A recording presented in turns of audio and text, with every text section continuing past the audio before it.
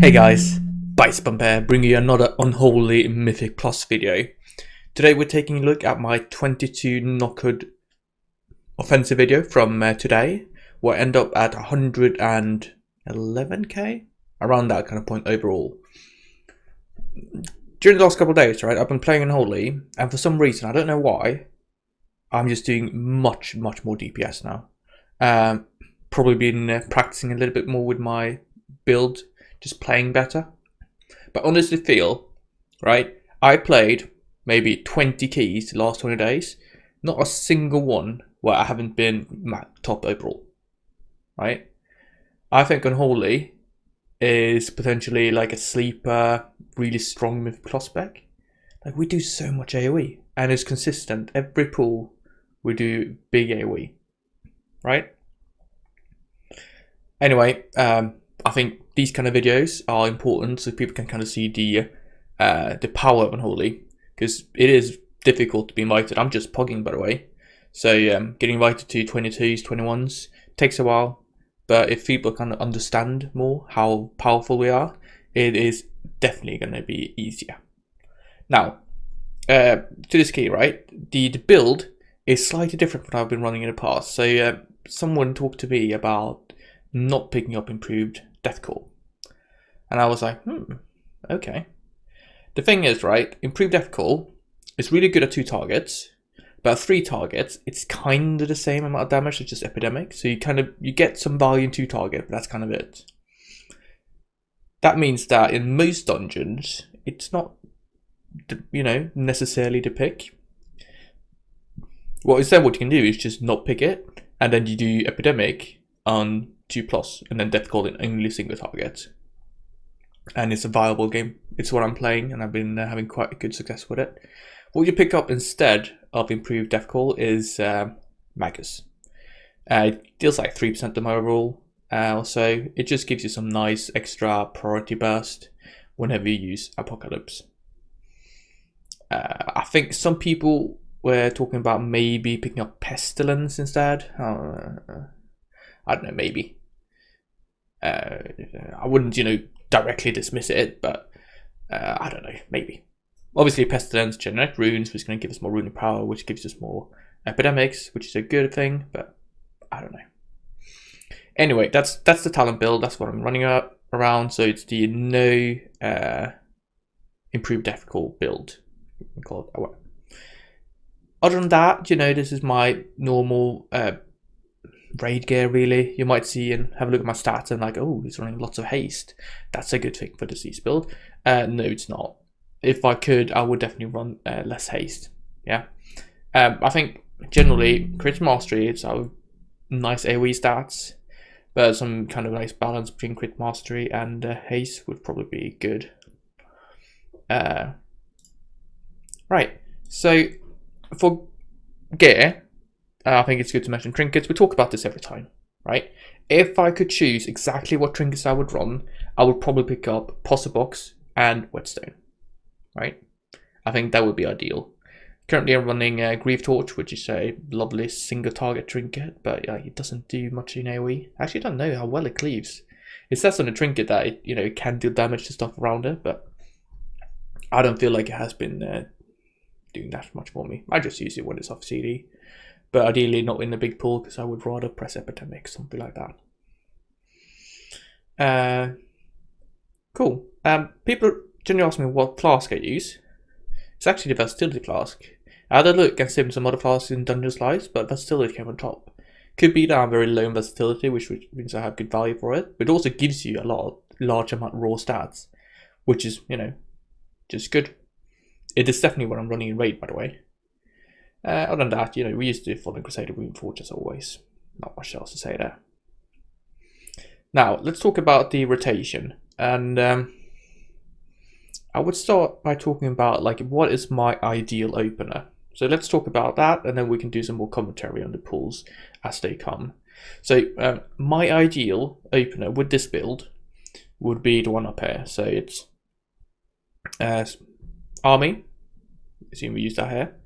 Followed by Scourge Strike, Unholy Blight, Dark Transformation, Unholy Assault, Apocalypse, right? You dump your runic power, Deafening Decay, Scourge Strike, and that initial Scourge Strike is likely to give you loads of runic power because you've had Deafening Decay running for a couple of seconds. So then you spam an Epidemic, and then you do another Scourge Strike, and then you spam Epidemic, and that pool, if it's like 7 targets, it's like 400k. Really powerful. So that's the ideal. And then every pool there's going to be some kind of version of that. If you don't have an Old Assault, we're going to do a Festering Strike to build up for Apocalypse instead. If we don't have anything at all, we just do Scourge Strike, Outbreak, and then kind of build wounds with Festering Strike, Bursting with Scourge Strike, use Epidemic as much as possible. I do feel like people ask me a lot, how does Festering Strike fit in? Do we spread wounds with Festering Strike? Answer to that is no, you don't. It's not worthwhile. The number of GTD it takes to do that is just too much. You generate too much runic power. You spend too many GTDs not doing things you want to do. Nah, not worth it. So what you do, the purpose of Festering Strike, right, is either 1, to build up for Apocalypse, 2, to build up for keeping up Violent Fusion. That's kind of like the main purpose. Or 3, when you're doing like single target rotation, that's when we use it. Right. Now, I think that's what I wanted to say. I've talked about this in the other videos. The priority here is to keep up Virulent Plague, keep up Plaguebringer, try and keep up Violent Fusion, and then just spam Epidemic as much as possible. And that's kind of like your core priority and where your damage comes from, right? Cool. Now, from this point on, I'm simply gonna provide commentary on my run, talk about the choices I make, the cooldowns I use, why I use them, so on. You will see me a couple of times make some questionable choices about when I use my cooldowns, like towards the end of the pulls. But I feel like, honestly, it's very important to do that.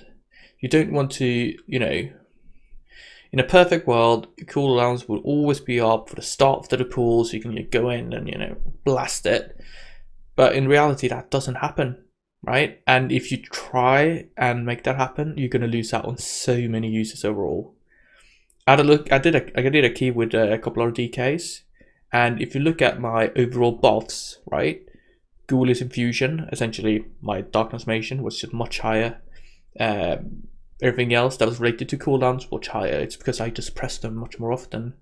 And throughout a dungeon, right, if you look at overall, that's what matters, and that's what's going to speed up your dungeon, unless you kind of like have to do some very difficult specific pull.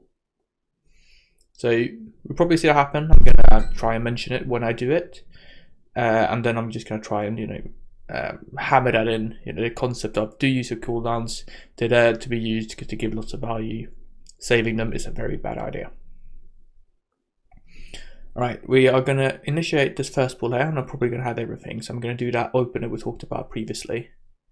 So I'm going to jump off my pet here. Alright, we don't have an All Assault, so it's Scourge Strike into Blight, DT, Festering Strike. And then we pop some other cooldowns, go a POC, spend our runic power. The thing is though, I can't spend down to 0, because what happens is that my Plaguebringer is running out. So what I want to do is obviously refresh that. But I don't just simply want to press it, my Scourge Strike. I ideally want to pop down Deafening Decay and then press it. This is both because, a Scourge Strike and Deafening Decay is much better. It's also to get the haste from popping down Deafening Decay. And it also generates a bit more runic power. So it's generally a good idea that, your first Scourge Strike can just be naked. The second one should ideally be used in the Deafening Decay. So you want to use Deafening Decay before you use that, I would say. Here you can see I put my pet on passive. It tends to get stuck on Spiteful Shades, so you want to make sure you put it on passive, follows you, so that it's then quicker to attack. You can see I have armor here, and I have my opener I talked about. I actually use DT after an All Assault, but that's fine. But yeah, starts with a naked Scourge Strike, and then you do Blight, DT, and All Assault into a POC.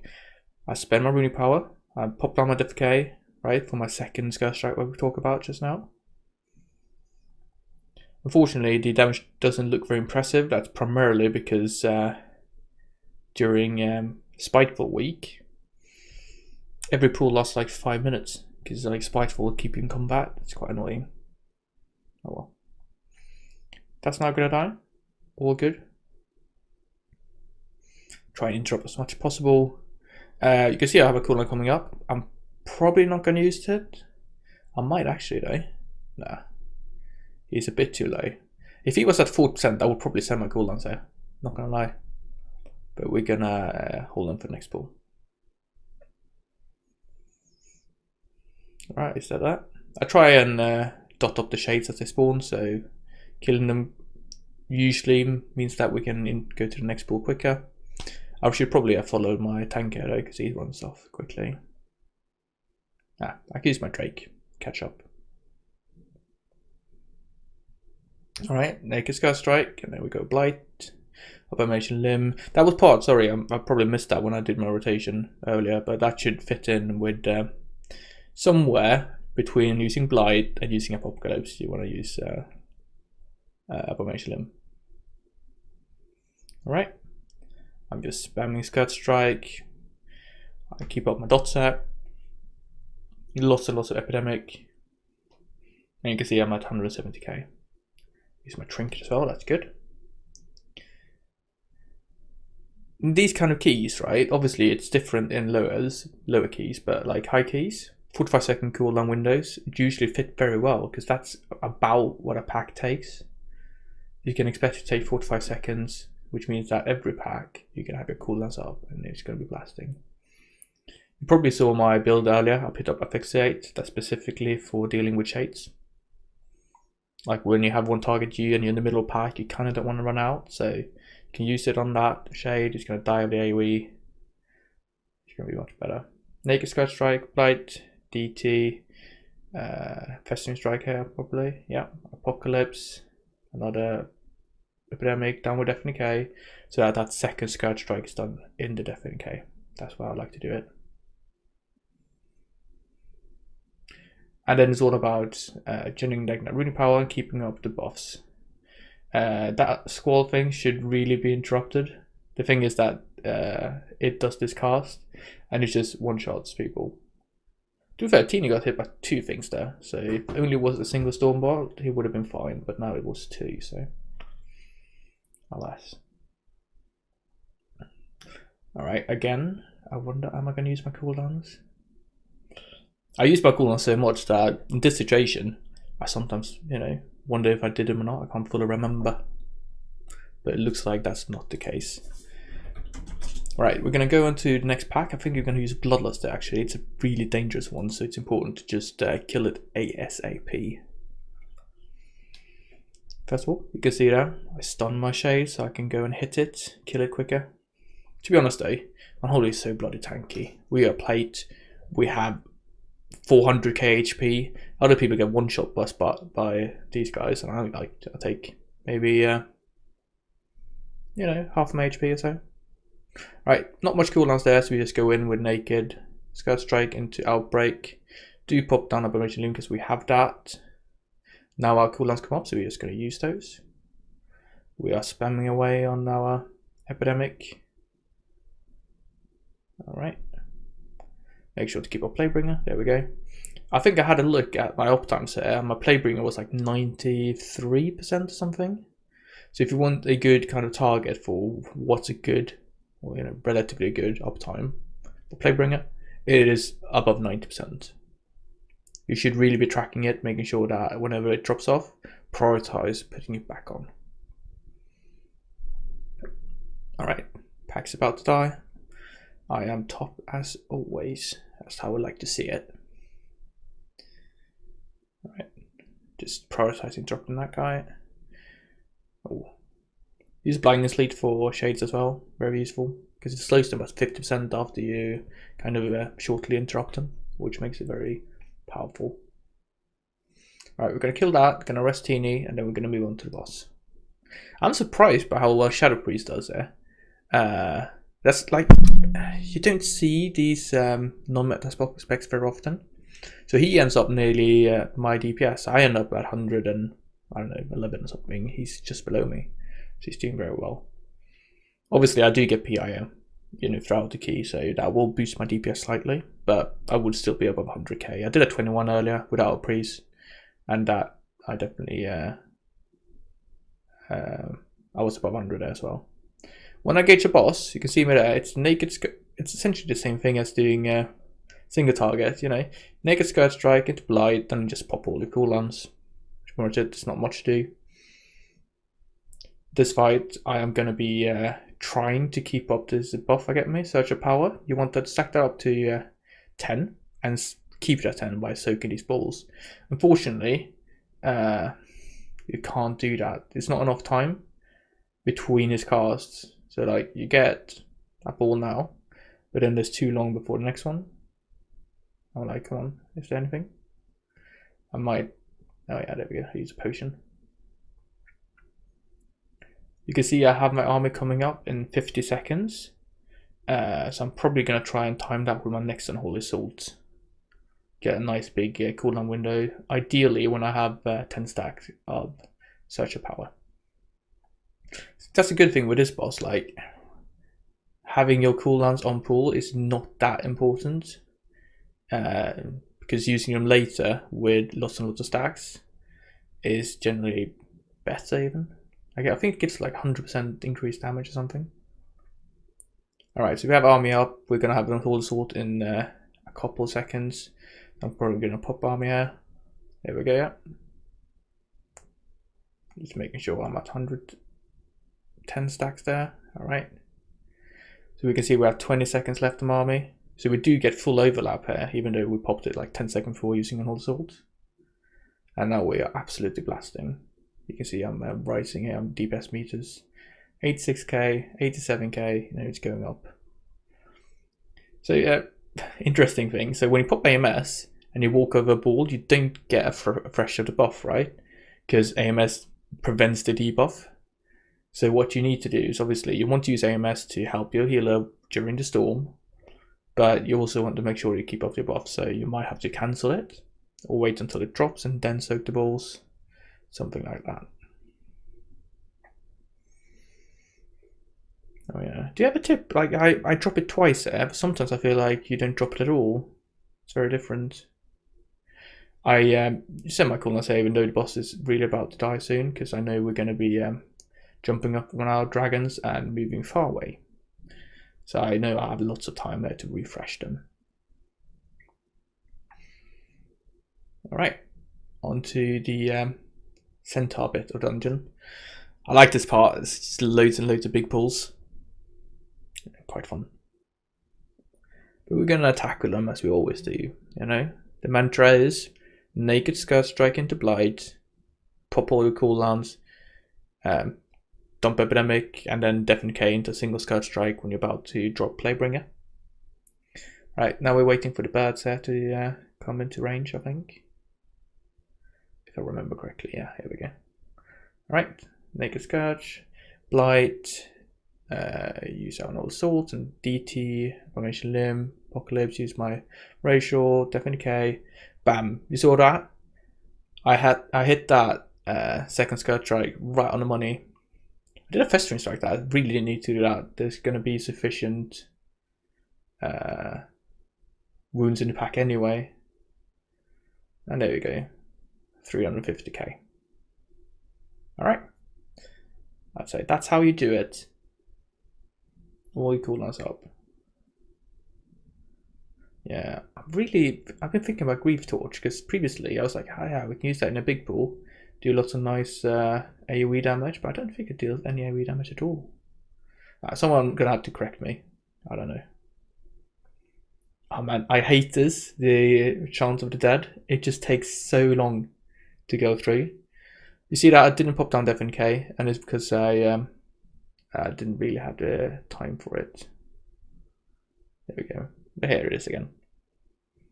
You know, we're not all perfect, so you will notice, right?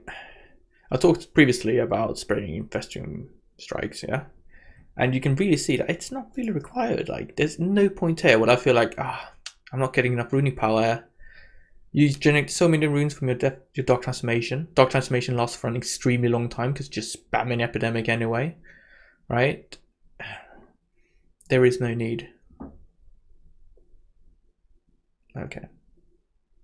Right, just finishing off this pack. And then we move on to a pretty much identical one. This region, right? It's just same pack after same pack. Like 6 of them. I don't know. I will die at some point as well. Arm is ready, so obviously we're going to use that. You can see here, I did use an outbreak because I felt I was a bit slow to the pull. And at that point, I feel like, you know, it doesn't cost you anything. Just might as well use the outbreak. There we go. We got everything up and running. Make sure we get our soul back. Alright, spam epidemic. Make sure to use up that runic power. Oh, I forgot to mention this as well with the build. I'm using runic command, so I got some extra runic power instead of the festering strike and festering wound damage. I don't know if it's better. It makes sense, right? It means that you will overcap less, which means that we use more epidemics overall. But it's difficult to tell a difference. It obviously worked well in this key, but I'm not sure if like it works well on average. Yeah, try it out. See what you think about it. It felt okay to me, but I don't know. I don't know. All right, got a key. Let's see. Put that back so it's not on passive.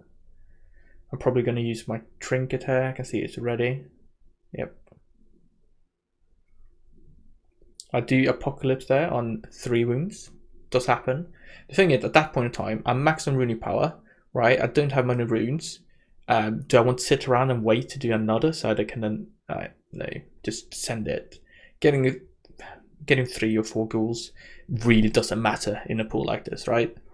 What matters is that you burst some wounds. Alright, here we go. Now I die. Ooh. Yeah. The tank unfortunately died there. So let's just there we go. Oh well. Right, that's my Mythic Plus Timer week aura. You can find it on Wagyu, just search for the name and plus timer. I didn't make it. It's just something I found. Right, spicy big pool. And we have everything available to us. Nice. You can see I'm just popping everything here. Got Abomination Limb coming down. Nice, got lots of haste, Deafening K, down with that one. Single Scourge Strike and just spam epidemic. Grip that in, yeah. You can see that. You press Scourge Strike once and you like rune power bar just fills up. You get so much rune power from bursting. Like Dark Transformation makes your ghoul deal AoE, which means that they apply wounds in AoE as well. So when you then pop down Deafening K and cleave, it might be bursting, you know, 5-6 wounds, and that's just so much rune power. And then you can then funnel that into more epidemics, which is one of the reasons we can deal so much damage. Alright, that was almost 300k. I don't think this week is like good for overall, because every pull just takes much longer. Like you get your DPS, but you get the same damage but over a longer time because the shades, you know, prolong it. And you can say, oh, you get some damage on the shades, but that's DPS not going to be very high. It's just like one target. It doesn't last very long. Yeah. Alright, next pull. We have army. Let's pop it. Yep. Nice. Alright, we're going to do probably a 3. Yeah. Oh, okay. We did use the festering strike there, surprisingly. I think we want Deafening K. There we go. Deafening K goes down. We have an All Assault, just going to use that. Probably going to refresh the dot soon again. Yep. And then we're going to follow up with another Deafening K. It's so nice with Death's Echo, like you can do double Deafening Ks. Oh, I love this current iteration of Unholy. This build is so much fun. Feels very satisfying to play to some degree. You know, put up with dots, so much epidemic use. It's also very nice that you don't need to be on top of the ads to do damage. You can run away. Just keep pressing epidemic. You really only need to hit one target in the entire pool to do full AoE damage, which is pretty cool. So everything doesn't need to be stacked. Obviously it helps because epidemic kind of, you know, cleaves everything around it, but Alright, time to do this boss. This boss, like, okay, I talked about Improved Death Coil. The fact that this boss is in this dungeon is like one reason why you should actually take an Improved Death Coil, because it's really good on this fight. It's a constant tutorial cleave fight, right? Which means that Death Coil is very strong. I don't have all my cooldowns for pull here, but you know, who cares? We're gonna get to at some point in the fight, so. Alright, use them all. Alright, so I made a mistake there. I was too stuck into my 3 wound apoc being okay thing. It's not okay to do it in single target. Alright, I use my macro there. You can see that you use Unholy Salt and then immediately use the trinket. Means that like a large part of the actual channel happens within the GCD, which means that effectively it's a much shorter channel. So I know that's something important to think about. You can see I'm using Epidemic here. As I said, this is only because I haven't picked up Improved Death Coil. Otherwise you would start using Epidemic at 4 targets. Alright, you can actually, you can see I tanked that before with AMS, which is fine. Oh no, I missed my interrupt there.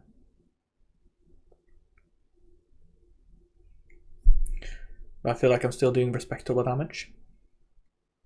Alright, I'm going to AMS this one. And then I'm thinking about my army, right? Army is at 40 seconds, so it's going to come up somewhat soon. So I'm probably going to use that ideally with Unholy Salt here. I don't have my trinket really. I use that on the pool, right? There's an argument to be waiting with it. Here you can see we actually don't manage that, so Cinder dies. I don't know, it feels scary to me to do it. I quite like just doing the normal, you know, just spread out kind of tactic. Alright, army's up, so I'm popping out a cooldown. I'm gonna have my circling here as well.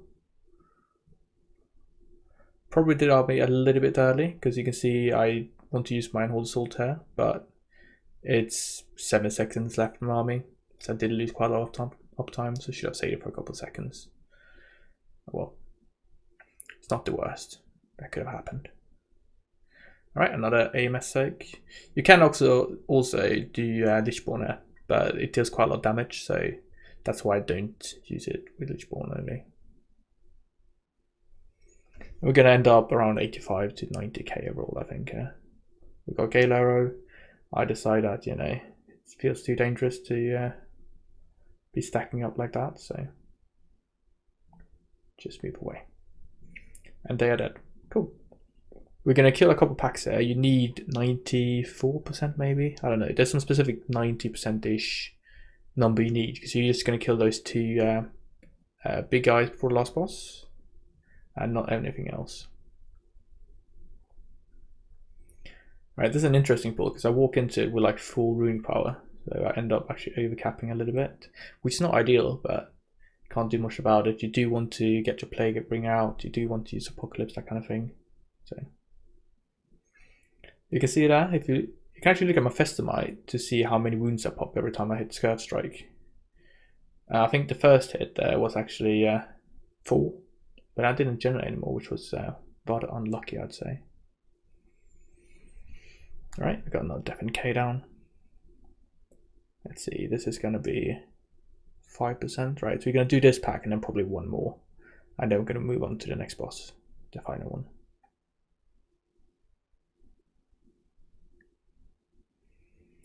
Yeah, I think one thing you need to think about here is that you must be comfortable standing in that channel, because it takes ages, right? It's like 15 seconds almost, maybe 10 seconds, I don't know. But it takes a long time, so you just need to stand in it and be okay with standing in it. Because moving out too early is going to lose out on DPS overall. Alright, classical opener, nice. We're going to Death and K going down. Refresh Playbringer right on the dots. Oh, perfect. This is a big one. You know, Scourge Strike and then we spam. Scourge Strike and then we spam the Epidemic. Right, we've got a second Death and K window going down. There we go. We can see, you know, the fact there's so good synergy here. My Dark Transformation lasts for 30 seconds there, right? It's almost entire to the pool, and that is primarily because I'm using Epidemic so much. Every time I use Epidemic, it increases the duration of Dark Transformation by 1 second, right? And that just means that it's going to sit there and apply wounds to everything in AoE, which means that when I Scourge Strike, I'm going to get loads of runic power, which means I can use more Epidemics, which then extends the duration even further. So it's a very nice positive synergy loop here. Alright, so we got 94%. I am not sure if this is enough, but it seems like we are, yeah. Okay, off we go. I remember back in beta, I used to go through the east entrance, which is just far worse. Going up here, you just immediately walk into the final boss, which is so much quicker. Alright, not too much to think about here. We're going to kill those two ads. I'm going to use army, because I think I have it ready. And of course we're going to use army when we have it ready. You know how it is. Use the cooldowns. There we go. I really want another trinket ammo there compared to my grief torch actually. Gonna have to farm something. Maybe whetstone. I think that's the way. Lucky for me that charge doesn't do much damage because I'm standing right in it. We're gonna try and leverage our definite cleaver. You'll see me using Epidemic as well. You know how it is, 2-stack target without Improved Death Coil, that's Epidemic territory. I hope that's right, yeah. It's a bit odd because it didn't used to be that. Like, yeah, previously when we didn't have Improved Death Coil, we used Epidemic at 3 targets. But if you have a look at it now and you calculate it, that's just how it ends up. Because a lot of the kind of Death Coil damage is in those Death Coil talons. So if you don't pick it, Death Coil doesn't do that much. Alright, just cleaving these down as much as possible. I'm currently at 122k overall, which is juicy. I do use my Abomination Limb there. You want Abomination Limb for the boss, it's very important, but it takes quite a long time to actually get into the second phase when you do need it, so it's fine to use it at this point. That was a bit odd. I think Tina got double hit by the charge steps in some way. Oh well. Soon kill the east, and then we're going to move on to the boss. For the boss, couple of points. Phase 1, if he does despair on you, you need to have Icebound Fortitude. You must have it. So we're not going to use that until we get despair on us. And then we're just going to hope we don't get despair twice, because the second time is going to be difficult to survive. Final phase is much easier. It deals magic damage, so AMS works, and has such a short cooldown, so usually much easier to survive. Right, we're going to use everything in a pool, and then we'll see like how quickly he goes down to 60%. He goes to the second phase. So have a look, and then see if we need to save for that, because obviously that's going to be a very important point to get through. Everything deals a lot of damage. They cast lots of stuff. You can see that I moved to cancel my trinket because I want to save it for armor in that phase. You know, we don't really need a lot of damage now. It's better for me to save it and use it later on. I have Abomination Limb here, but I won't use it. It won't be up for when we actually do need it. Final phase for me, the plan is to grip the guy with the red marker to the far right, grip the guy with the blue marker to far left, and then let Abomination Limb grip on the other two. And that happens very quickly. So Abomination Limb has a reduced GCD, which means you can do that, you know, almost within 1 second. You'll see, I think I succeed quite nicely in doing it. He's at 70%, but I'm now holding my cooldowns. I want to use them for that intermission phase. Alright, we've got double spare on Cinder here. You can see he takes like 9% of his damage there. Don't stand too close to the boss. And Tyrannical, that would have one-shot me, which wouldn't have been nice. Alright, 65%. My plan here is that, you know, when he starts kind of doing his RP, before they come after him, I'm going to press the Abomination Limb so it's up and going before they become ready. Which means that I don't need to, you know, spend a GCD on that after the fact, right? So he does his thing. I use army. I'm going to press Abomination Limb. I have the guy target, grip. There you go. Piece of cake. Alright, using all our cooldowns, using Death and Decay here, just spamming Epidemic to kill everything as quickly as possible, and boom, clean. Death Knot really helps there. Like, obviously you can also just drop them and then walk in, but getting that insta grip just means that the entire phase is much quicker. We're going to move on over him here to the left here, where there's this little set of rocks. So what you can do is you can make him charge into those, and he gets stuck on them, which helps. Because if people don't move away too quickly enough, you know, they won't be hit by the charge. Alright, I do lose a little bit of plague up time there, I can see, but not too bad. Alright, they move away the boss again, so we can charge him into the rocks again. And I think I'm going to get the next one, and I can then use AMS to soak up the damage.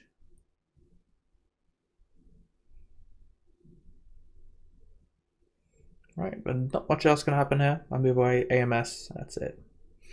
As I previously said, oh, I should have walked behind the rocks, by the way. Anyway, as I previously said, I think Unholy is much stronger than people actually think. I think we can do insane DPS in dungeons. You can see the breakdown on my DPS over here. We just blast. That's it. We are just very strong. I hope this was useful. Try out the build, see what you like it. As I said, there is a runic command and then the magus. I think it's fun. I think it works well, and I think it's very powerful. Anyway, leave a comment down below. Let me know what you think. Upvote, downvote, consider subscribing, and I'll see you guys in the next video. Thank you very much for watching. Bye bye.